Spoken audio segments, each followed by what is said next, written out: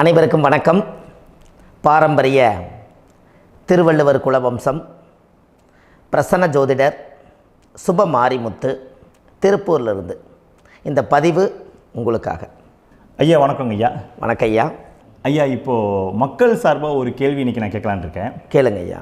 ஐயா, அதாவது இந்த ஜாதகத்தில் முடக்கு இருக்கு, ஜாதகத்தையும் முடக்கிருச்சு, கண்டிப்பாக அதனால் வாழ்க்கையில் நிறைய பிரச்சனைகள் அப்படின்னு சொல்லி நிறைய பேர் கேட்குறாங்க. கண்டிப்பாங்க ஐயா. இந்த முடக்குங்கிறது என்னங்க ஐயா? அதற்கும் கர்மாவுக்கு ஏதாவது சம்மந்தம் இருக்காங்க ஐயா?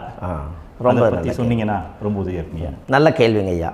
இந்த கர்மாவே முதல்ல எங்கேருந்து வருது அப்படிங்கிறது தான் இப்போ நம்ம சொல்ல போகிறோம். இதுவரைக்கும் எத்தனையோ கருத்துக்களெல்லாம் நீங்கள் இந்த உலகத்தில் கேட்டிருப்பீங்க.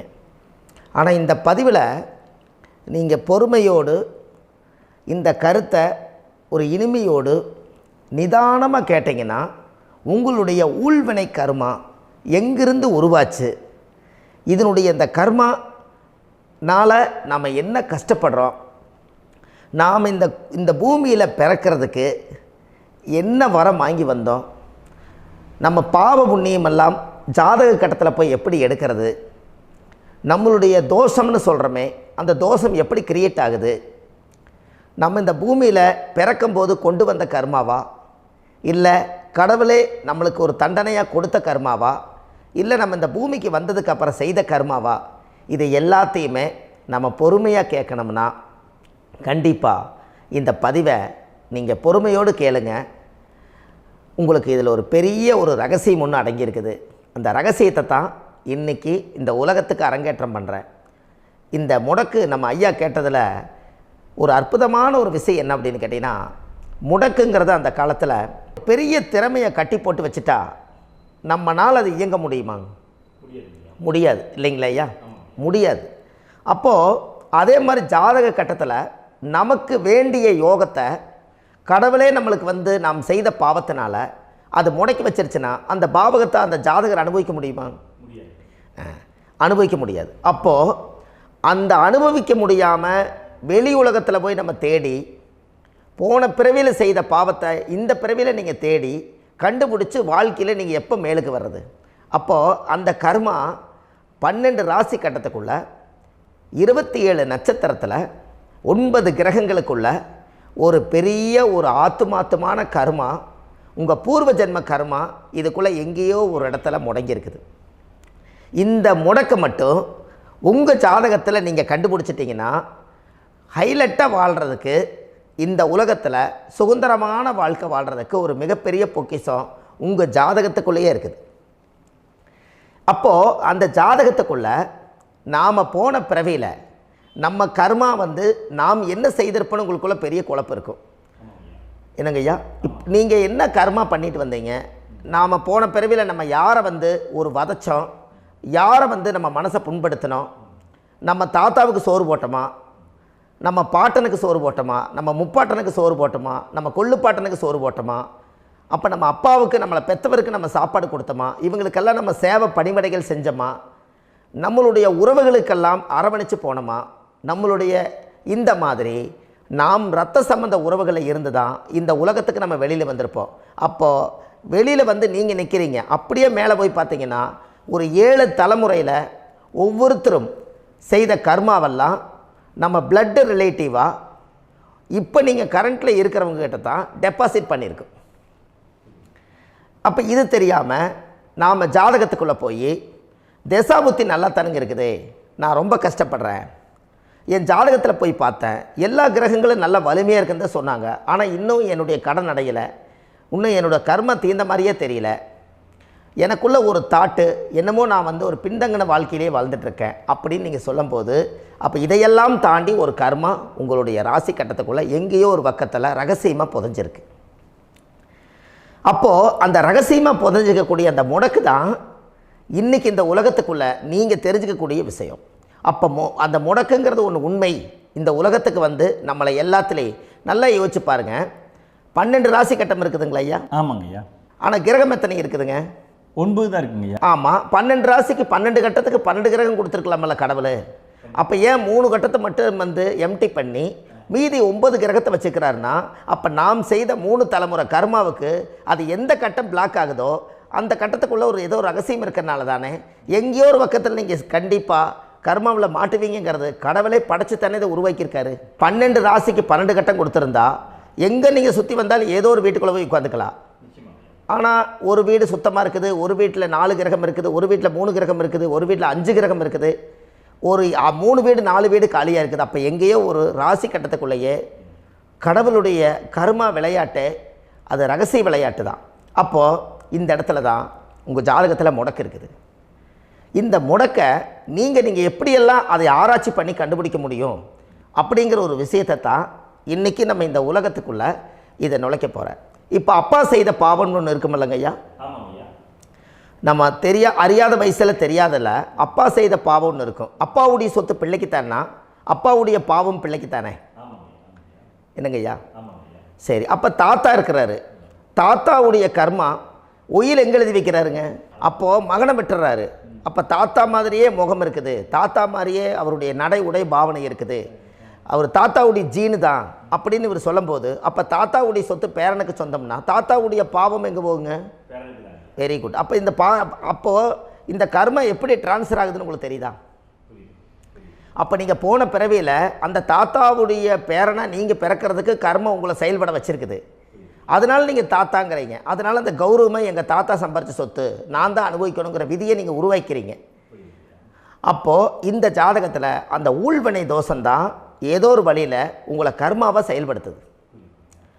அதனால தான் இந்த ஜாதகத்தில் எந்த ஒரு முடக்கை எடுக்கிறதா இருந்தாலும் சூரியன் என்ற நட்சத்திரம் எதுவோ அந்த நட்சத்திரத்துக்கு எந்த வீடு முடக்காகுதோ அங்கே தான் உங்களுடைய கர்மா ஒளிஞ்சிருக்கும். இதுதான் உங்களுடைய பெரிய ஒரு பொக்கிஷமான ரகசியம்.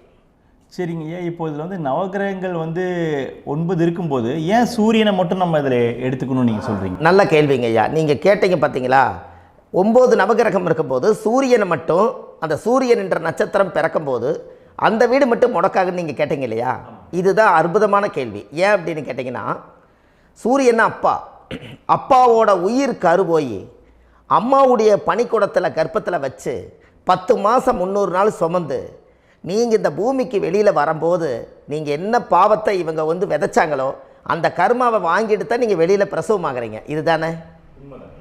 அப்போ சூரியன் என்ற நட்சத்திரம், அந்த சூரியனுங்கிறது உயிர் கருவல்லவா, அப்பாவுடைய உயிரணுக்கள் அம்மாவுடைய கருவிக்குள்ளே போய் நாம் குழந்தை வடிவத்தில் இருந்து 300 நாள் பாவ உன்னித்த பதிவில் ஏட்டு எழுதி ஒரு ஜாதகத்தை கையில் கொடுத்து பிறந்த உடனே உங்களுக்கு ஒரு ஏட்டை பெரட்டி நீ இப்படித்தான் விதி, இனிமேல் இப்படித்தான் நீ வாழணும்னு சொல்லி உங்கள் கர்மாவை நீங்கள் கர்மாவோடு தானே வெளியில் பிறக்கிறீங்க.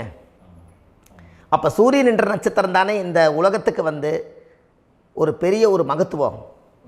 இப்போ பாருங்கள், விடிய வரைக்கும் நம்ம முழிச்சிட்ருக்குறோம், காலையில் சூரிய உதயமானால் அவங்கவுங்க செயல்படுறோம். மீதி எல்லா கிரகங்களுக்குமே வெளிச்சத்தை கொடுக்கக்கூடிய சக்தி சூரியனுடைய பிம்ப ஒளிக்குத்தானே உண்டு, என்னங்க ஐயா? அதனால தான் மேசத்து உச்ச வீடுன்னு சொல்லி மேசத்தை உச்சம்னு சொல்லி சூரிய உச்சத்தை அங்கே தான் வச்சாங்க. அப்போது அந்த காலச்சக்கரத்துக்கு 5ஆம் இடம் பூர்வ புண்ணியஸ்தானத்தில் போய் சிம்மத்தில் கொண்டு போய் சூரியனை ஆட்சி வீடுன்னு வச்சாங்க. அப்போது சூரியனில் இருந்து தான் அந்த மையப்புள்ளி உருவாகுது. அப்போ உங்களுடைய ஜாதகத்தில் அந்த சூரியனாகப்பட்டவர் பிறக்கும்போது நீங்கள் உங்கள் ஜாதகத்தை நீங்கள் எடுத்துக்கங்க ஐயா.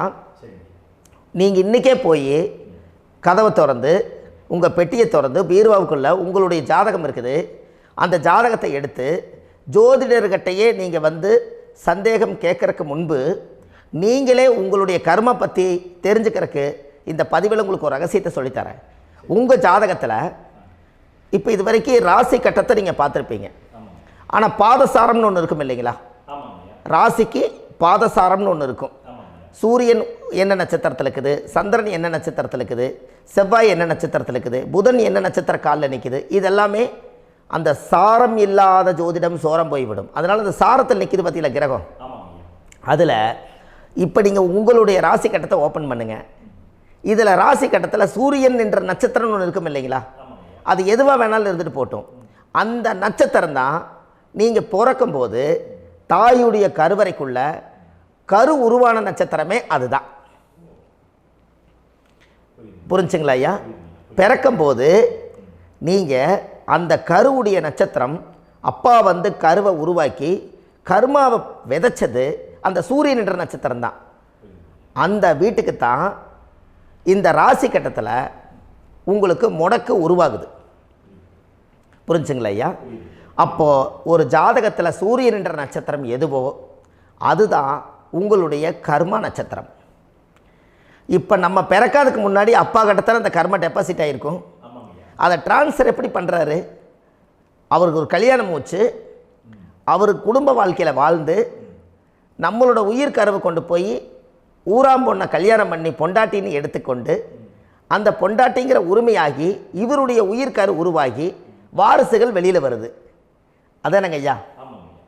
அப்போது அந்த சூரியன் என்ற நட்சத்திரம் தான் இந்த உலகத்தில் ஒரு பிரம்மாண்டமான நட்சத்திரம். இந்த நட்சத்திரம் உங்கள் மனசுக்குள்ளே ஏதாவது இருந்துச்சுன்னா உங்கள் வீட்டில் ஏதாவது ஒரு நல்ல விஷயங்கள் நீங்கள் பண்ணுறதா இருந்தால் அந்த கர்மா நட்சத்திரம் சூரியனுடைய நட்சத்திரம் இருக்குது பார்த்தீங்களா, அந்த நட்சத்திரத்தில் எந்த ஒரு சேவைகளும் செய்யக்கூடாது. அதுதான் கர்மா. அதை போய் நீங்கள் ஆக்டிவேட் பண்ணி விட்டீங்கன்னா அது முன்னோர்களை வந்து நீங்கள் வந்து தொந்தரவு பண்ண மாதிரி. அந்த கர்ம நட்சத்திரம் தான் உங்கள் வாழ்க்கையில் அது புதஞ்சிருக்கிறதா. இப்போ குழந்தை பிறந்தாலோ சீர் சீமந்தங்கள் நீங்கள் செய்கிறதாலோ கல்யாணம் முக்கிறதுனாலோ உங்கள் ஜென்ம நட்சத்திரத்தன்னைக்கு கல்யாணம் பண்ண வேண்டாம்னு சொல்லிக்கிறாங்கல்லங்க. உங்களுக்கு ஜென்ம நட்சத்திரத்துக்கு முன்னாடி உங்களை உருவாக்குன நட்சத்திரம் தான் ஜென்ம நட்சத்திரம். அப்போ சூரியன் என்ற நட்சத்திரம் அப்பாவுடைய ஜென்ம நட்சத்திரமாக அந்த ஊழ்வினை கர்மம் செயல்படுது. அப்போ அந்த முடக்கு யார் வழியில் வந்தது? முன்னோர்கள் வழியில் வந்தது. முன்னோர்கள் கட்டி வச்சது யாரைய? குலதெய்வத்தை. அப்போ அந்த குலதெய்வத்தை போய் சாமிக்கு போய் வீடு வாசல்லாம் வலித்து குலதெய்வத்தை போய் தேங்காய் பழம் பூ மாலை கல்கண்டு வாங்கி அர்ச்சனை பண்ணி ஒரு அன்னதானம் ஒன்று பண்ணிவிட்டு சாமிக்கு பொங்கல் வச்சு நைவேத்தியம் பண்ணிவிட்டு உங்கள் ஜாதகத்தை வச்சு பூஜை பண்ணிவிட்டு வாங்க. அதுக்கப்புறம் தான் உங்கள் கர்மாவை கண்டுபிடிக்கிறதுக்கு வழியே பிறக்கும். குலதெய்வத்தை வணங்காமல் கோவிந்தா கோவிந்தா என்று பல தெய்வத்தை வணங்கினாலும் பலனொன்றும் இல்லைன்னு அந்த காலத்தில் முன்னோர்கள் சொல்லி வச்சுக்கிறாங்களா இல்லைங்களா? அதனால் கண்டிப்பாக அதை கண்டுபிடிச்சி நீங்கள் அதுக்கு ஒரு நைவேத்தியம் பண்ணால் மட்டும்தான் முதல்ல உங்கள் 5ஆம் பாவம் முன்னோர்கள் அது வேலை செய்யும். குலதெய்வ ஆலயத்துக்கு போயிட்டு வாங்க. போயிட்டு வந்துட்டு இந்த கர்மவினை தோஷத்தை நிவர்த்தி பண்ணுறதுக்குண்டான சரியான பரிகாரத்தை நம்ம எடுப்போம். அப்போது உண்மையாலுமே ஒரு ராசி கட்டத்துக்குள்ளே இந்த மாதிரி ஒரு அந்த கர்ம தோஷம் இருப்பதனால இந்த கர்மா தோஷத்துக்கு அந்த முடக்க தோஷங்கிறத நீங்கள் எடுத்து அதை கண்டுபிடிச்சி அந்த சூரியன் என்ற நட்சத்திரம் எந்த ராசி கட்டத்தில் போய் முடக்காயிருக்குதோ அந்த முடக்கு எந்த பாவகம் வந்து நம்மளுக்கு லாக் ஆகிருக்குதோ அந்த பாவகத்துக்கு உண்டான பரிகாரங்கள் அதுக்குரிய ஸ்தலங்கள் அந்த கோவில்களில் போய் சுவாமிக்கு தேங்காய் பழம் பூமாலை கல்கண்டு வாங்கி அர்ச்சனை பண்ணி நீங்கள் இந்த கோவிலுக்குள்ளே போய் உட்காந்து சாமி கும்பிட்டு வந்தீங்கன்னா உங்களுடைய ஜாதகத்தில் இருக்கக்கூடிய அந்த முடக்கு தோசை நீங்கி வாழ்க்கையில் நீங்கள் எதை சாதிக்க வந்தீங்களோ அந்த சாதனையை நீங்கள் சாதிச்சிட்ருப்பீங்க. புரிஞ்சுங்களா ஐயா?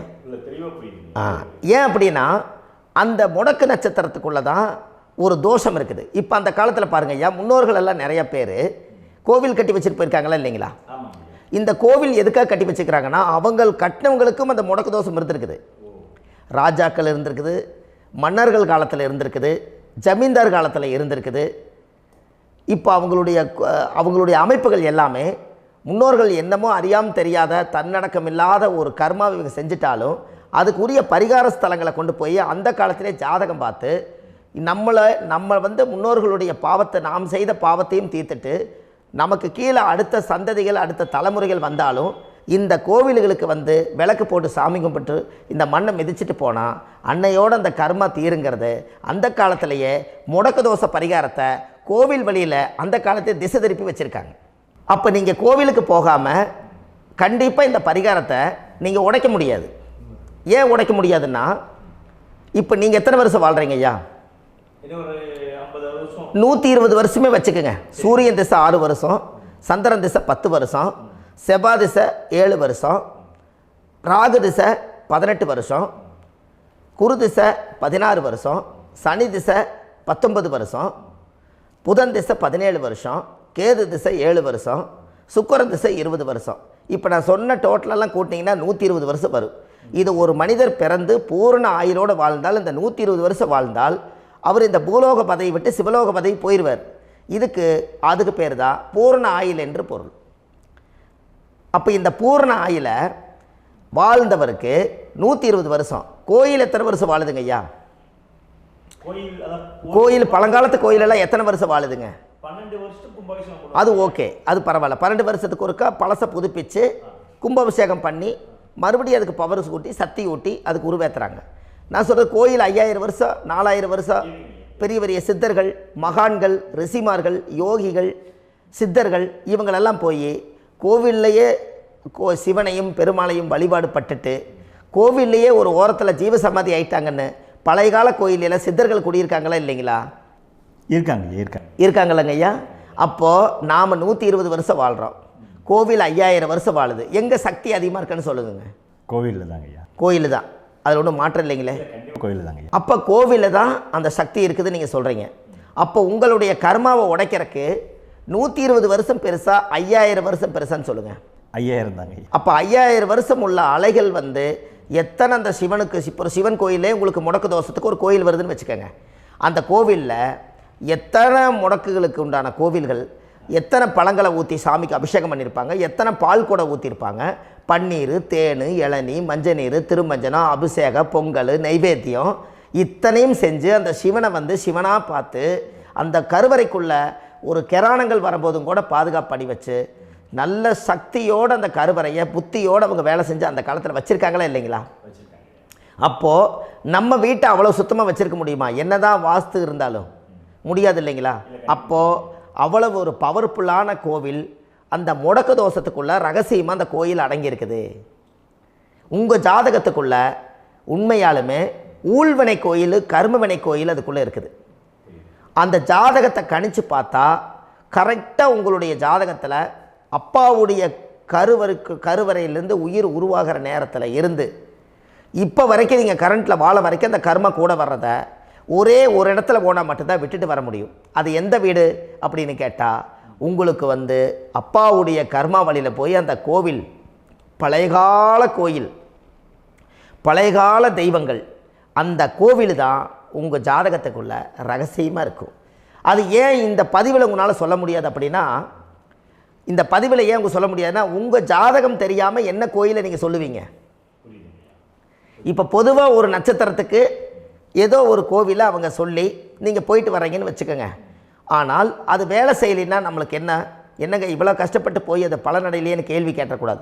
உங்கள் ஜாதகத்தை நீங்கள் கொண்டாங்க, உங்கள் டேட் ஆஃப் பர்த் டயத்தை போட்டு ஜாதகத்தை கணிச்சு நீங்கள் சூரியன் என்ற நட்சத்திரத்துக்கு உங்களுடைய கர்மவினை கோவில் யார், உங்களுடைய முடக்கு யார், ஊழ்வனை தோஷத்துக்கு உண்டானவர் யார், தாய் வழி கர்மா யார், தந்தை வழி கர்மா எது, நீங்கள் பிறக்கும்போது வந்த கர்மா என்ன, இது எல்லாம் கணிக்காமல் பொதுவாக ஒரு கோயிலில் போய் நீங்கள் பாட்டுக்கு சாமி கும்பிட்டு வந்தால் பலன் எப்படி கிடைக்கும்? கண்டிப்பாக கிடைக்காதுங்க ஐயா. என்னங்க ஐயா? அது தெரிஞ்சு பண்ணாதான் சரியா? ஒரு டாக்டர்கிட்ட போகிறீங்க, என்னை அப்படியே ஸ்கேன் பண்ணி ஒரே ஒரு மாத்திரை கொடுங்கன்னு கேட்டால் டாக்டர் கொடுப்பாருங்களா? அவர் என்ன பிரச்சனை இருக்குதோ அதை முதல்ல கண்டுபிடிச்சி ஸ்கேன் பண்ணி பார்த்து ரிப்போர்ட் எடுத்து அது மூலியமாக தான் கொஞ்சம் எடுத்து ஐயா உங்களுக்கு இந்த பிரச்சனை, இதுக்கு தீர்வுக்கு இதுக்குண்டான மெடிசன், இது இப்படித்தான் சாப்பிடணும்னு அது முறையாக சொல்லி அந்த உயிர் வாழ வைக்கிறாரு டாக்டர். அவர் ஒரு தெய்வ வடிவத்தில். கரெக்டுங்களா ஐயா? அப்போ உங்களோட கர்மா எங்கே செயல்படுது அப்படின்னா, இந்த முடக்க நீங்கள் இந்த பதிவில் தெரிஞ்சுக்கங்க. அதுக்குரிய நட்சத்திரம் என்னன்னு தெரிஞ்சு வச்சுங்க. உங்கள் ஜாதகத்தில் சூரியன் என்ற நட்சத்திரத்தை எடுத்துக்கங்க. அந்த வீட்டுக்கு முடக்க இந்த பதிவில் எந்த வீடு லாக் ஆகிருக்குதுங்கிறத நான் உங்களுக்கு இந்த வீட்டில் சொல்கிறேன். அந்த வீட்டு நீங்கள் பாருங்கள், உங்களுடைய லக்கணத்துக்கு அது எந்த வீடு. இப்போ லக்கணத்துக்கு ஒரு 7வது வீடுன்னே வச்சுக்கோங்க. அப்போ லக்கணத்துக்கு 7வது வீடே முடக்கு. அப்படி ஒரு முடக்கு ஆகிப்போச்சுன்னா ஒரு ஜாதகத்தில் லக்கணம் தான் 1, 7ஆம் இடம்ங்கிறது மனைவி ஸ்தானம். ஒரு ஆணுடைய ஜாதகத்துக்கு 7ஆம் இடம் தான் மனைவி. அவருக்கு நல்ல மனைவி அமையாமல் ஆடம்பரம் இருந்தும் வீடு அரண்மனை மாதிரி இருந்தும் அந்த மனைவியை ஒரு சந்தோஷமாக அவர் அனுபவிக்க முடியாது. புரிஞ்சுங்களா ஐயா? சந்தோஷமாக அனுபவிக்க முடியாது. ஏன் அப்படி? 7ஆம் இடத்துல தான் அவரோட கர்மா உட்கார்ந்துருக்குது. கரெக்டாக சொன்னீங்க. 7ஆம் இடத்துல தான் அந்த கர்மா உட்கார்ந்துருக்குது. அப்போ அந்த 7ஆம் இடத்துல இருக்கக்கூடிய அந்த கர்மா போன பிறவியில் நீ மனைவிக்கு சோறு போடாமல் மனைவியை கட்டி வச்சு அடிக்கிறதும், மனைவியை துன்புறுத்துறதும், அந்த மனைவி இருக்கவே இன்னொரு வாழ்க்கைக்குள்ளே போகிறதும், இங்கே வாழ வேண்டிய தாம்பத்திய சந்தோஷத்தை கொண்டு போய் இன்னொரு இடத்துல கொடுக்கறதும், தெரிஞ்சிருந்தே நம்மளுடைய மனசுக்குள்ளே திருடுத்தனமாக வாழ்கிறதும், இது எல்லா கர்மாவும் போன பிறவியில் நாம் செய்த ஊழ்வினை கர்மா தான் உங்கள் ஜாதகத்தில் 7ஆம் இடம் முடக்கு.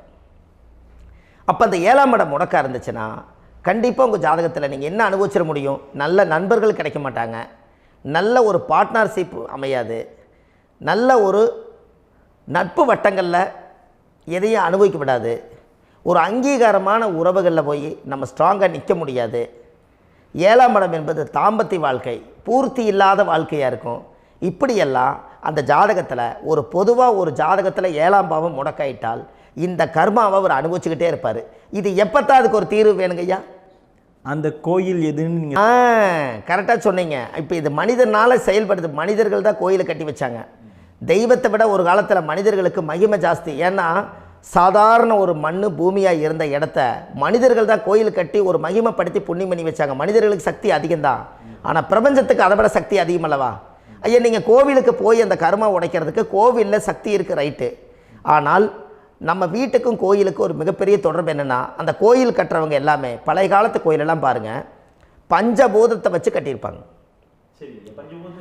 பஞ்சபூதத்தை வச்சு தான் கட்டுவாங்க கோயில். அது உங்களுக்கு தெரியணும் இல்லைங்களா?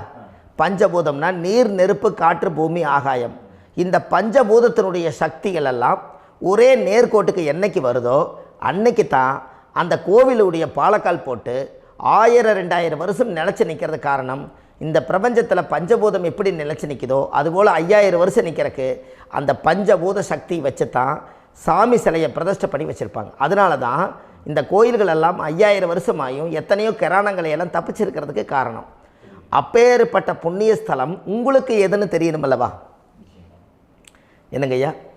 அப்பேற்பட்ட புண்ணிய ஸ்தலம் உங்களுக்கு எதுன்னு தெரிஞ்சால் தானே நீங்கள் போய் செய்ய முடியும், இல்லாட்டி கண்டிப்பாக தெரியாது. அப்போ இந்த முடக்கு தோஷத்தை கடவுள்கிட்ட கொண்டு போய் ஒப்படைக்கணும். நாம் பிறக்கும் போது கொண்டு வந்த கர்மாவை நாம் இருக்கும் காலத்தில் கொண்டு போய் இந்த கர்மாவை சுத்தப்படுத்தி, நீங்கள் பாவ ஆத்மாவை இந்த பூமியில் பிறந்து பூலோகத்தில் எல்லா புண்ணியத்தையும் செஞ்சுட்டு இந்த பூலோகத்தை விட்டு நீங்கள் போகும்போது புனித ஆத்மாவாக போகணுன்னா உங்கள் கர்மாவை கொண்டுட்டு போகாதீங்க, கர்மாவை நிவர்த்தி செய்யுங்க. என்னங்கய்யா? அப்போ கர்மாவை சுத்தப்படுத்துங்க. கர்மாவை சுத்தப்படுத்திட்டு உங்களுக்கு பிறக்கிற குழந்தைகளுக்கு அந்த கர்மாவை டிரான்ஸ்ஃபர் பண்ணாமல் உங்களோட நில் பண்ணுங்க. ஒரு உதாரணம் சொல்லட்டுங்களா ஐயா? ஒரு காந்தம் ஒன்று இருக்குது இல்லைங்களா? ஒரு காந்தம்ங்கிறது ஒரு தாத்தாவாக வச்சுக்கோங்க. ஒரு இரும்பை கொண்டு போய் வச்சா ஒட்டு மோட்டாதா? அப்போ ஒட்டுனோடனே காந்தம்ங்கிறது தாத்தா, அவருக்கு பிறந்த வாரிசுக்கு அந்த கர்ம டிரான்ஸ்ஃபர் ஆயிருமா? சரி, இன்னொரு இரும்பை கொண்டு போய் வைங்க, ஒட்டு மோட்டாதா? அப்போ அது பேரனுக்கு வைங்க, பேரனுக்கு வந்துருச்சு அந்த கர்மா. இன்னொரு இரும்பை கொண்டு போய் வைங்க, அந்த காந்தத்துக்கு நேர் இன்னொன்று வைங்க, ஒட்டு மோட்டாதா? அப்போ அதை கொண்டு போய் நம்ம கொள்ளு பேரனுக்கு வைங்க. இப்படியே டிரான்ஸ்ஃபர் ஆகி தலைமுறையாக இந்த கர்மா தொடர்ந்துக்கிட்டே இருக்குது. இந்த இடத்துல கொண்டு போய் காந்தத்துக்கு இரும்பு ஒட்டிகிட்டே இருக்குதுல்ல, இந்த இடத்துல ஒரு மரக்கட்டை செஞ்சு கொண்டு போய் கரெக்டாக வச்சுக்கினே போட்டுமா? அந்த மரக்கட்டையை கொண்டு போய் வைக்கிறவர் யார்? மரக்கட்டை வச்சுட்டு அடுத்த வாரிசு புனிதமாக பிறந்துட்டு அந்த மேலே இருக்கிற கர்மாலாம் இந்த அடுத்த இதுக்கு வராதில்ல. இதுதாங்க ஐயா கர்மா. தொடர்ந்து வரக்கூடிய கர்மாவை அதை நில் பண்ணணுங்கிறதுக்கு பேர் தான் இந்த உதாரணத்தை சொன்னவங்களுக்கு. அப்போ நாம் இந்த பூலோகத்தில் நம்ம ஒரு தாயுடைய கருவறையில் இருந்து தொப்புள் கொடி அறுக்கும் நேரம் நாம் என்ன கர்மாவை வாங்கி வந்திருந்தாலும் அதையெல்லாம் ஆராய்ச்சி செய்து ஜாதகத்தில் முழுமையாக கண்டுபிடிச்சி ஒரு காலம் இல்லைனாலும் ஒரு காலம் நம்ம நல்லா இருக்கிறதுக்காக, நம்ம வாரிசுகள் எல்லாம் நலமடைஞ்சு வளமடைஞ்சு வர்றதுக்காக இந்த கர்மா தோஷத்தை கரெக்டாக கண்டுபிடிச்சி சரியான கோவிலுக்கு போய் நீங்கள் கர்மாவை நிவர்த்தி பண்ணி அங்கே பூஜை புனஸ்தானங்கள், சகசரநாம பூஜைகள், ஓமங்கள், வழிபாடுகள் இதெல்லாம் நீங்கள் செஞ்சு உங்களுடைய பாவத்தை எல்லாம் கழித்து உங்கள் ஜாதகத்தவே யோகமாக மாற்ற முடியும். கண்டிப்பாக மாற்ற முடியும். ஏன்னா நம்ம யாரை நம்பி செய்கிறோம்? சரியான கடவுள்கிட்ட வழிகாமிக்க போகிறோம். அப்போ கடவுள் பொய்யாயிருவாரா? ஐயா நம்ம அதாவது அந்த காலத்தை சொல்லுவாங்க, சத்தியுள்ள சாமி கும்பிட்டு புத்தி உள்ள உள்ளே பெக்கணும்னு சொன்னாங்க. 16 வதபதன்னு பெக்கலை, எல்லாம் அறிவோடு பெற்றாங்க. அதனால் எல்லாமே தாய் தந்தைகள் பேச்சை கேட்டாங்க. அன்றைக்கி எல்லாருமே தாய் தந்தைகளுக்கு தூணாக நின்னாங்க. அப்போ அந்த காலத்தில் சத்தியுள்ள சாமி கும்பிட்டு புத்தி உள்ள உள்ளே பெக்கணும்னு சொல்லி அன்றைக்கி அறிவோடு பெற்று இந்த கர்மாவை ஆளுக்கு ஒரு கர்மாவை டிரான்ஸ்ஃபரை பிரித்து எல்லாரும் சுத்தப்படுத்தினாங்க. இன்றைக்கி நம்ம ஒரு குழந்தை 2 குழந்தை பெற்று வச்சுருக்கோம். அவங்களுக்கே இவ்வளவு கர்மா வந்துருச்சுன்னா இந்த குழந்தைகளுக்கு என்னைக்கு இந்த கர்மாவை போய் கண்டுபிடிச்சி நீங்கள் எப்போ சரி பண்ணுவீங்கன்னு. அப்போ இந்த வாழ்க்கையில் ஏதோ ஒரு பிரபஞ்ச சக்தி நம்மளை அறியாமல் என்னமோ ஒரு இயக்கத்தில் கொண்டு போய் விட்டுருச்சுங்களா? அப்போ இனிமேலாவது இந்த கர்மாவில் இருந்து கண்டிப்பாக நம்ம நிவர்த்தி ஆகணும்னு சொன்னால் இந்த முடக்கு தோஷத்தை யாரெல்லாம் கண்டுபிடிச்சி இந்த ஊழ்வினை கர்மாவில் இருந்து நாம் கருவறையில் சுமக்கும் போது 10 மாதம் நீங்களாம் என்னென்ன நினச்சிருப்பீங்க? அதாவது கருவறைக்குள்ள கருப்பாக ஒரு பிண்டம் இடப்பக்கம் கிடக்கையில் இந்த பூமிக்கு வரும்போது நீங்கள் என்னென்ன நினச்சிருப்பீங்க? இந்த பிறந்ததுக்கு அப்புறம் வந்து தான் அம்மா தெரியுது, அப்பா தெரியுது, தாத்தா தெரியுது, பாட்டி தெரியுது, இந்த உலகத்தில் கண்கொள்ளாத காட்சிகள் எல்லாம் தெரியுது, எல்லாம் தெரியுது. ஆனால் 10 மாதம் உங்கள் வாழ்க்கையில் நீங்கள் இருக்கும்போது நீங்கள் என்னென்னலாம் நினச்சி இந்த பதிவில் இறைவன் கொடுத்தாரோ அதையெல்லாம் அனுபவிக்கத்தான் வந்தீங்க. அதுக்கு இடையில இருக்கிறதான கர்மா. இந்த ஒரு விஷயம் உங்களுக்கு கிடச்சிருச்சுன்னா நீங்கள் எல்லாருமே ராஜயோகமாக பிழைப்பீங்கள்ல. இதில் ஏழை பணக்கார யாரையுமே சொல்ல வரல. அவங்க பிறக்கும்போது புண்ணியத்தை பொறுத்து தான் போன ஜென்மத்தில் நம்ம என்ன புண்ணியங்கள் பண்ணி வச்சோமோ அந்த புண்ணியத்தில் இன்றைக்கி நல்லா வாழ்கிறாங்க. ஒருத்தர் கேட்டார், என் ஜாதகத்தில்ங்க எங்கூட படித்தவர் இடம் வாங்கிட்டார், வீடு வாசல் கட்டிட்டார், தொழில் பண்ணிட்டார், நல்லா இருக்கார், ஆனால் நான் இன்னும் அப்படியே தான் இருக்கிறேங்கன்னு ஒருத்தர் கேட்டார். அதுக்கு ஒரு கருத்து என்னென்னா, டேட் ஆஃப் பர்த் ஒன்று தான், டைம் ஒன்று தானே வச்சுக்கோங்க. அவங்க அப்பா செஞ்ச புண்ணியம் வேறு, நீங்கள் செஞ்ச பாவங்கள் வேறு. அவர் செஞ்ச புண்ணியத்தினால அவருக்கு எல்லாமே முன்னாடி கிடைக்கிது. நீ கர்மாவெல்லாம் கழிச்சிட்டினா பின்னாடி கிடைக்க போகுது. இதில் மற்றவங்களை பற்றி வேற்றுமையாக நினைக்கிறதுல எந்த ஒரு இதுவுமே இல்லை. அப்போ ஒருத்தர் பார்த்து ஒருத்தர் வாழ வேண்டாம். உங்களுடைய சுய அறிவை வச்சு இந்த பூலோகத்தில் இந்த பூமியில் நீங்கள் 4 தெரிஞ்சு நல்ல விதமாக கற்றுக்கிட்டு இந்த உலகத்தில் சிறப்பாக வாழ கற்றுக்குங்க. அதுக்கு அந்த ஊழ்வினை தோஷத்தை கண்டுபிடிங்க. உங்களுக்குன்னு ஒரு முடக்கு இருக்குதுங்கிறத இன்றைக்கி நீங்கள் எழுதி வைங்க. அதை எப்படியாவது கண்டுபிடிங்க, அதை தேடுங்க. ஒரு முறை நீங்கள் ஜாதகத்தை கொண்டு வாங்க. அந்த ஜாதகத்தை கொண்டு வந்து உங்கள் பாவகத்தில் எத்தனாம் பாவம் முடக்காயிருக்குதுன்னு பாருங்கள். அந்த பாவகம் முடக்காயிருச்சுன்னா உங்கள் வாழ்க்கையில் அதிலிருந்து உங்களால் வெளியில் வரவே முடியாது, கண்டிப்பாக வர முடியாது. அதை நீங்கள் கண்டுபிடிச்சா மட்டும்தான் நீங்கள் மேலே வர முடியும். ஏன்னா நிறைய பரிகாரங்கள், பூஜைகள், யாகங்கள், ஓமங்கள் எல்லாம் செய்து வச்சும் கூட அந்த கர்மவினைக்கு உண்டான கோவிலுக்கு போய் அந்த 5000 வருஷ பழமை வாய்ந்த தெய்வத்துக்கிட்ட போய் நீங்கள் முறையிட்டு விளக்கு போட்டு உங்கள் கர்மத்தை எல்லாம் நான் நீ தான் தீர்த்து கொடுக்கணும்னு சொல்லி நம்பிக்கையோடு நீங்கள் போய் அந்த சரணாகதி அடையிறீங்க பாருங்கள், அங்கே தான் உங்கள் கர்மாவை எடுத்து விடுறாரு. அப்போ இந்த ரகசியம் உங்களுக்கு வேணுமல்லவா? அப்போ உங்கள் ஜாதகத்தில் எங்கே முடங்கி அதுக்குரிய கோவில்கள் எல்லாம் என்ன, அதுக்கு தான பரிகாரம் என்ன, அதுக்கு நீர் பரிகாரம் என்ன, யாத்திரை பரிகாரங்கள் என்ன, நீங்கள் வீட்டில் இருந்தே செயல்படுத்தக்கூடிய பரிகாரங்கள் என்ன, பரிகாரம் கோவிலுக்கு போய்த்தான் நடக்குமா, இல்லை நாம் வீட்டில் வச்சு வணங்குறதுனால நடக்குமா, நாம் செய்யக்கூடிய தர்ம பரிகாரங்கள் என்ன, தான பரிகாரங்கள் என்ன, இப்படி பல விதமாக இருக்கிறனால உங்கள் ஜாதகத்துக்கு எந்த மாதிரி பரிகாரம் கனெக்ட் ஆகுதுங்கிறது தெரியணும். இது தெரியாமல் கண்டிப்பாக உங்களால் செயல்படுத்துறது ரொம்ப கஷ்டம். இதனால் இதை நீங்கள் தெரிஞ்சுக்கணும்னா இப்போ நம்ம பாருங்கள், நீங்கள் அந்த தெரிஞ்சுக்கிட்டாலே உங்கள் வாழ்க்கையில் ஒரு டைம் தான் நீங்கள் தெரிஞ்சுக்க போகிறீங்க. உங்களுடைய கர்மா என்ன, நீங்கள் எங்கே செயல்பட்டு போயிட்டுருக்கிறீங்க, உங்கள் போகிற பாதை சரியா இல்லை அந்த பாதையில் முள்ளு கல் இருக்குதா, இது எல்லாம் உங்களுக்கு தெரியலனா இந்த முடக்கை கண்டுபிடிக்கக்கூடிய சக்தி வாய்ந்த இந்த கர்மாவை நிவர்த்தி பண்ணுறதுக்கு வழிகள் இருக்குது. அதனால் நீங்கள் கண்டிப்பாக இந்த முடக்கை தெரிஞ்சுக்கணும். இந்த முடக்கு ராசினா என்ன உண்மையாலுமே உங்கள் வாழ்க்கையில் நீங்கள் தெரிஞ்சு இனிமேல் உங்கள் வாழ்க்கையில் இதுவரையிலும் கர்மாவுக்குள்ளேயே கஷ்டப்பட்டீங்க, வழி தெரியாமல் கண்ணை கட்டி காட்டில் விட்ட மாதிரி இருந்தீங்க. இனி அப்படி இருக்க வேண்டாம். உங்கள் ஜாதகத்தில் 12 ராசி கட்டத்தில் 9 கிரகம் போகும், மீனி 3 கிரகம், 3 கட்டம் உங்களுக்கு எங்கேயோ ஒரு பக்கத்தில் 3 கட்டம் எம்டியாக தான் இருக்கும். கரெக்டுங்களா? அது இல்லாமல் ஒரு ஜாதகம் பிறக்காது. ஏன்னா 9 கிரகத்துக்கு 9 கணக்கு போட்டால் 3 கட்டம் எம்டியாக தான் நிற்குது. அந்த கட்டத்துக்குள்ளே எந்த நட்சத்திரத்தில், எந்த சாரத்தில், எத்தனாவது டிகிரியில், எத்தனாவது பாதசாரத்தில், எத்தனை வெகுளையில், எத்தனை செகண்டுக்குள்ளே இந்த கர்மா உள்ளே புகுந்து உங்களை செயல்படுத்துதுங்கிறத கண்டிப்பாக உங்கள் ஜாதகத்தை கொடுங்க. பார்த்து இந்த விஷயத்தை சொல்கிறேன், நீங்கள் அந்த இடத்துக்கு போய் நிவர்த்தி பண்ணிவிட்டு உங்கள் வாழ்க்கையில் கொஞ்சம் காலம் வாழ போகிறீங்க. பாருங்கள், பிறந்ததுலேருந்து 20 வருஷத்துக்குள்ளே இளமையாக வாழ்கிறீங்க, குழந்தையாக வாழ்கிறீங்க. 20லேருந்து 40 வயசுக்குள்ளே தான் உங்களுக்கு ஒரு பொண்ணை பார்த்து கல்யாணம் பண்ணி ஒரு கரு உருவாக்குறீங்க. அதுக்கப்புறம் 40லேருந்து 60க்குள்ளே குழந்தை பெற்று கடமை முடிச்சிடுறீங்க. 60 வயசுக்கு மேலே ரிட்டையர்ட் ஆகிடுறீங்க. இந்த 20க்கும் 60க்கும் இல்லாத 20லேருந்து இந்த 40 வயசுக்குள்ளே உங்களோட தேடல் என்னவோ அது வாழ வேண்டிய சுகபோகமான வாழ்க்கை எல்லாமே அந்த 40க்குள்ளே தான் இருக்குது.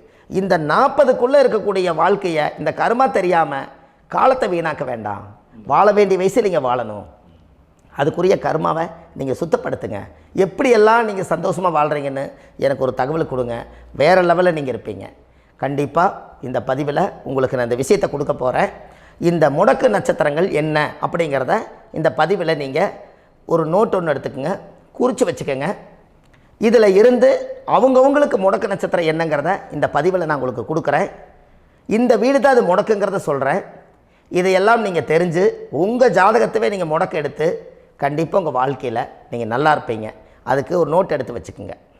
இது வரைக்கும் கர்மாவை பற்றி நம்ம பேசினோம். உங்கள் ஜாதகத்தில் சூரியன் என்ற நட்சத்திரத்துக்கு தான் முடக்குன்னு சொன்னீங்களே, எந்த வீடுங்கிற ரகசியத்தை இன்றைக்கி நம்ம எல்லோரும் தெரிஞ்சுக்கலாமா? இத்தனை காலமாக நீங்கள் தெரிஞ்சுக்காத ஒரு ரகசியத்தை இன்றைக்கி உங்கள் ஜாதக கட்டத்தில் நீங்களே முடக்க கண்டுபிடிச்சி அதுக்குண்டான பலனை தேட போகிறீங்க. அந்த தேடல் தான் உங்களை கொண்டு போய் உட்கார வைக்க போகுது. ஒரு உதாரணம், உங்கள் ஜாதகத்தில் பாதசாரம் இருக்குது அல்லவா? அந்த பாதசாரத்தில் சூரியன் என்ற நட்சத்திரம், சூரியன் நின்ற நட்சத்திரம் பாதசாரத்தில் கரெக்டாக எடுங்க. சூரியன் என்ற நட்சத்திரம் அவிட்ட நட்சத்திரமாக இருந்தால் அது துலா ராசி தான் முடக்கு ராசி. உங்கள் வாழ்க்கையில் அன்னையில் இருந்து உங்கள் வாழ்க்கை எங்கே இருக்குதுன்னு பாருங்கள். முடக்கு ராசி முதல்ல கண்டுபிடிக்கிறதுக்கு நீங்கள் செஞ்சுருக்கணும் புண்ணியம். அது எந்த வீடுனே தெரியாதல்லவா? உங்கள் லக்கணத்துக்கு அது எத்தனாவது வீடுன்னு பாருங்கள். கண்டிப்பாக உங்கள் வாழ்க்கையில் அதுக்கு ஒரு பிரச்சனைக்கு ஒரு தீர்வு கிடைக்கும். அப்போது இந்த துலா ராசிக்குள்ளே தான் அந்த முடக்கு ஒளிஞ்சிருக்குது. அது சுக்கிரனோட வீடு. பணப்பிரச்சனை என்றைக்கு தீரும், மனப்பிரச்சனை என்றைக்கு தீரும், என் வாழ்க்கையில் என்றைக்கு தான் நான் வெளிச்சத்துக்கு வருவேன், நான் போகிற பாதையெல்லாம் அடைச்சி வச்சுருக்குது, பகையாக இருக்காங்க, நண்பர்களெல்லாம் பகையாக இருக்காங்க, என் வாழ்க்கையில் நான் முன்னுக்கே வர முடியல, நான் சின்ன வயசுலேருந்து கஷ்டப்படுறேன், அடுத்த லெவலுக்கு என்னால் போக முடியல, மனசுக்குள்ளே உள்ளத்தில் அழுகிறதும் வெளியே சிரிக்கிறதும் தன்னோட வேதனை தனக்குள்ளேயே மூடி வச்சுட்டு இன்றைக்கி சரியாயிரும் நாளைக்கு சரியாயிரணும் என்ன நானே வேஷம் போட்டு வாழ்ந்துக்கிட்டு இருக்கிறேன்னு சொல்லிகிட்டு இருக்கக்கூடிய உங்களுடைய உள்ளத்தில் இன்றைக்கி இந்த முடக்கை நான் உங்களுக்கு கண்டுபிடிச்சி கொடுத்துருக்கேன். இந்த முடக்குனால் உங்கள் வாழ்க்கையில் நீங்கள் கண்டிப்பாக மேலுக்கு வருவீங்க. இந்த முடக்கு நீங்கள் கண்டுபிடிச்சி இதுக்குரிய பரிகாரங்களும் இதுக்குரிய வழிபாட்டு ஸ்தலங்களும் இதெல்லாம் நீங்கள் செஞ்சு உங்கள் கர்மாவை நீங்கள் சுத்தப்படுத்தி வாழ்க்கையில் நீங்கள் ஜம்முன்னு இருக்கணும். கண்டிப்பாக ஜாதகத்தை எடுத்துகிட்டு வாங்க, உங்கள் டேட் ஆஃப் பர்த் கொடுங்க, எல்லாத்தையும் வச்சு கணிச்சு பலன் சொல்கிறேன். அவிட்ட நட்சத்திரத்தை பற்றி இது வரைக்கும் நீங்கள் பார்த்தீங்க.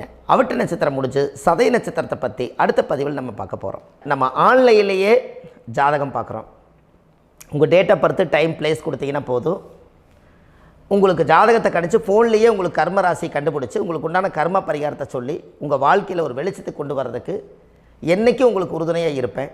நீங்கள் கண்டிப்பாக இந்த பதிவுகள் எல்லாம் இது உங்களுக்காகத்தான். இது அதிகாலை நேரத்தில் பிரம்ம முகூர்த்தத்தில் இந்த பதிவை உங்களுக்கு முழுமையாக சமர்ப்பணம் பண்ணுறேன். இதை கற்று இதை வழி நடத்தி இதைய எப்படியெல்லாம் இந்த முடக்கை கண்டுபிடிச்சி இப்படியெல்லாம் பேச வச்சு அழகு பார்க்க நம்ம முன்னோர்களுடைய ஆசீர்வாதமும் இந்த முடக்கை கண்டுபிடிச்ச குருமார்களும் அவங்களுடைய குடும்ப பாரம்பரிய வம்சாவளிகளும் எல்லாருமே நல்லா இருக்கணும். அதுக்காக இந்த நேரத்தில் நான் அடியேன் சுப மாரிமுத்தாக இருந்து திருப்பூர்லேருந்து இந்த பதிவை உங்களுக்கு நான் கொடுக்குறேன். கண்டிப்பாக இந்த முடக்கு கோயிலுக்கு இந்த முடக்கு தோஷத்துக்கு உண்மையான பரிகாரங்கள், எளிமையான பரிகாரங்கள் நீங்களே வாழ்க்கையில் செஞ்சு ஆதிகால பரிகாரங்கள் உங்கள் மனசுக்குள்ளே இருக்குது. அதை செயல்படுத்தினா மட்டும் போதும், வாழ்க்கை எங்கேயோ போயிடும். கண்டிப்பாக ஒரு முறை உங்கள் ஜாதகத்தை அனுப்பி வைங்க, உங்களுக்கு நான் பார்த்து பலன் சொல்கிறேன். இன்றைக்கி நான் கொடுத்த பதிவுகள் எல்லாம் உங்களுக்கு ரொம்ப பயனுள்ளதாக இருந்திருக்கும். உங்களுக்கு இது வரைக்கும் எத்தனையோ கர்ம வினைகளை பற்றி தெரியாமல் இருந்திருப்பீங்க. இந்த பதிவில் நிறைய கேட்டு தெரிஞ்சுக்கிட்டீங்க. இதெல்லாம் வாழ்க்கையில் ரொம்ப முக்கியமான பரிகாரங்கள், எளிமையான பரிகாரங்கள். நேராக நீங்கள் கடவுளைத்தான் கெட்டியாக பிடிக்க போகிறீங்க. அந்த பரிகாரங்கள் எல்லாம் செஞ்சு அதிகாரமாக வாழ்ந்து இந்த பூலோகத்தில் நல்ல சிறப்பாக வாழ்கிறதுக்கு இந்த பரிகாரம் உங்களுக்கு ரொம்ப யூஸ்ஃபுல்லாக இருக்கும். கண்டிப்பாக இந்த பதிவை செய்யுங்க. நம்ம பாரம்பரிய திருவள்ளுவர் குல வம்சம் பிரசன்ன ஜோதிடர் சுப மாரிமுத்து, திருப்பூரில் இருக்கேன். 30 ஆண்டு காலமாக நம்ம ஜோதிடம் பார்த்து கொண்டு இருக்கிறோம். இவ்வளவு காலமாக எத்தனையோ ஆயிரக்கணக்கான மக்களுக்கு நம்ம ஜோதிடம் பார்த்து வழிகாட்டி நிறையா மக்களுக்கு நிறைய சேவைகள் செஞ்சுருக்கேன். நிறைய கோயில் கட்டி வச்சுருக்கேன், கும்பாபிஷேகங்கள் பண்ணி வச்சுருக்கேன், அன்னதானங்கள் நிறையா பண்ணி வச்சுருக்கேன், புண்ணிய யாத்திரைகள் நிறைய போய் வந்திருக்கேன். மக்களுக்காகவே நான் உங்களுக்கு உழைக்க தயாராக இருக்கேன்.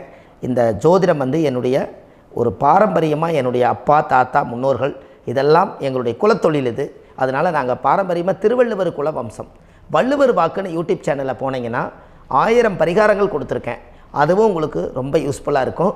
வள்ளுவர் வாக்கு அப்படின்னு போடுங்க. அப்படி இல்லைன்னா சுப மாரிமுத்துன்னு போடுங்க. இதில் பரிகாரங்கள் நிறையா கொடுத்துருப்பேன். கண்டிப்பாக இதெல்லாம் நீங்கள் சந்தித்து நீங்கள் ஒரு சப்ஸ்கிரைப் பண்ணி வச்சுக்கோங்க. நான் போடக்கூடிய பதிவுகள் எல்லாமே உங்களுக்கு நோட்டிஃபிகேஷனை வந்துடும். அதனால் நீங்கள் ஒரு சப்ஸ்கிரைப் பண்ணி வச்சுக்கோங்க. தினமும் ஒரு தகவல் உங்களுக்கு கொடுத்துக்கிட்டே இருக்கேன். இதெல்லாமே உங்களுக்கு ஒரு பெரிய சந்தோஷமான நிகழ்ச்சிகள். என்றைக்கும் உங்களோட நான் வாழ்கிறேன். உங்களுடைய குடும்பத்தில் நான் ஒருத்தராக இருந்து குடும்ப ஜோதிடராக நான் இருப்பேன். கண்டிப்பாக ஆயுளுள்ள வரைக்கும் உங்களுக்காக இந்த ஜோதிடத்துக்கு உழைச்சி உங்கள் குடும்பத்தில் ஒருத்தராக நான் வந்து ஒரு ரத்த உறவில் நான் வந்து இந்த பூர்வ ஜென்மத்தில் உங்களுக்கு நான் கடமைப்பட்டிருக்கேன். கண்டிப்பாக அடுத்த பதிவில் உங்களை நான் சந்திக்கிறேன். வாழ்வது ஒரு முறை, வாழ்த்தட்டும் தலைமுறை. நன்றி, வணக்கம்.